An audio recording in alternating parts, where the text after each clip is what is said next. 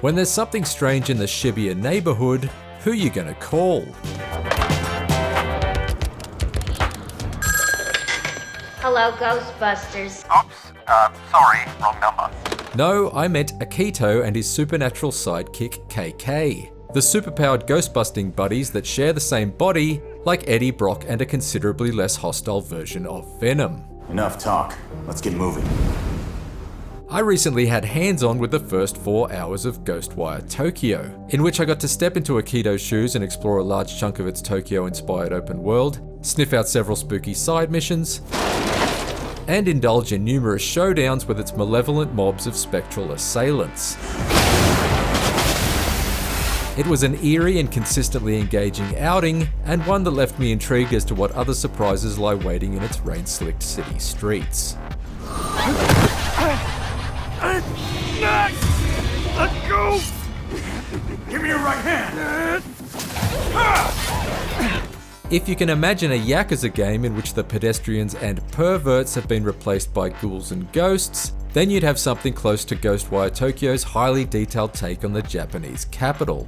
The human population has mysteriously disappeared, leaving behind their clothes and discarded shopping bags. But thankfully dogs remain, and yes, you can both pat them and feed them to encourage them to lead you to secrets.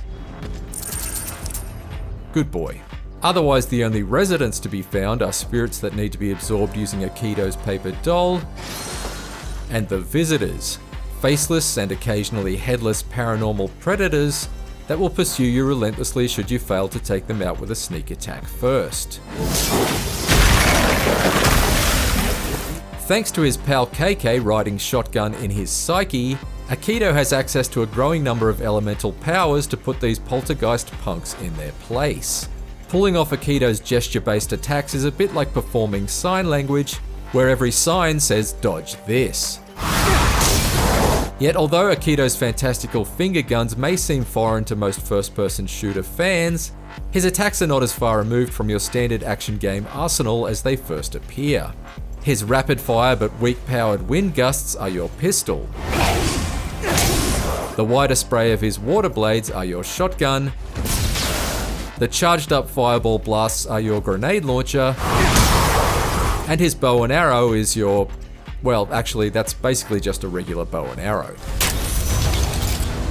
Using a combination of Akito's attacks, you need to chip away at the outer shells of these haunted hordes, allowing you to finish them off quickly by ripping their prismic hearts out with a satisfying snap of elastic electricity. Ammo isn't collected from fallen foes, but rather punched out of corrupted cars and vending machines found throughout the city.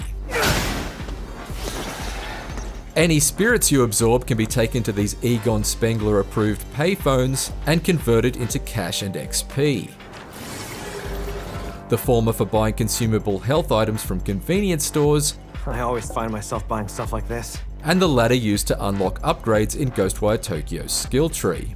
It's a good thing too, because although Ghostwire Tokyo's combat certainly looks dazzling, it feels somewhat stiff at the outset. Thankfully, over the course of the first 2 story chapters, I had invested enough to speed up Akito's moves and bring added flexibility to his attacks.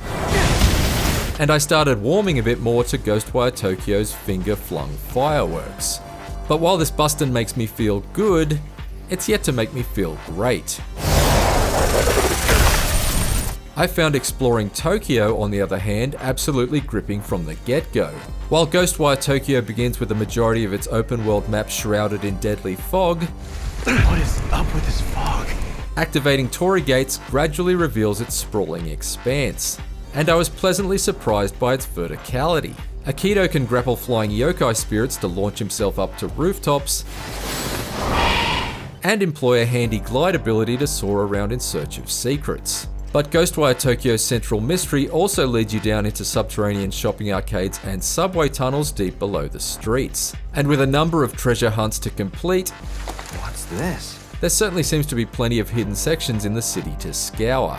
While the main story of Ghostwire Tokyo finds Akito and KK hot on the trail of a mysterious masked demon, each district of Tokyo is also home to a handful of side missions offered by spirits trapped in some sort of limbo. and these optional quests can draw you into some pretty surprising situations. One detour into the dingy hallways of a corrupted bathhouse suddenly teleported me into an off-kilter otherworld where I had to survive attacking waves of enemies appearing from all angles. While other side missions were more sedate but equally as enthralling, such as using KK's spectral vision to uncover a hidden room in a haunted apartment, Found it. or sneaking up on an enchanted umbrella to relieve it of its mischievous yokai spirit. Elsewhere, there are full-on processions of creepy demons to encounter in the streets. Yikes, more like a no thanksgiving parade. Adorable tanuki disguised as inanimate objects to discover, note the telltale tale. And spirits imprisoned in containment cubes that must be liberated from their visitor captors before they expire. A glance at Ghostwire Tokyo's game map might make it seem like another icon-strewn open-world adventure, but its ominous atmosphere and unique paranormal encounters give it an allure unlike any other. I'm certainly curious to investigate the mysterious ritual teased at the end of my hands-on. Damn it. They've started the ritual. Not to mention finding out just how powerful the union between Aikido and KK will become. For more Ghostwire Tokyo, check out the official gameplay overview and the trailer for the visual novel prequel. For everything else, keep haunting IGN. Use a seal. Exercise him.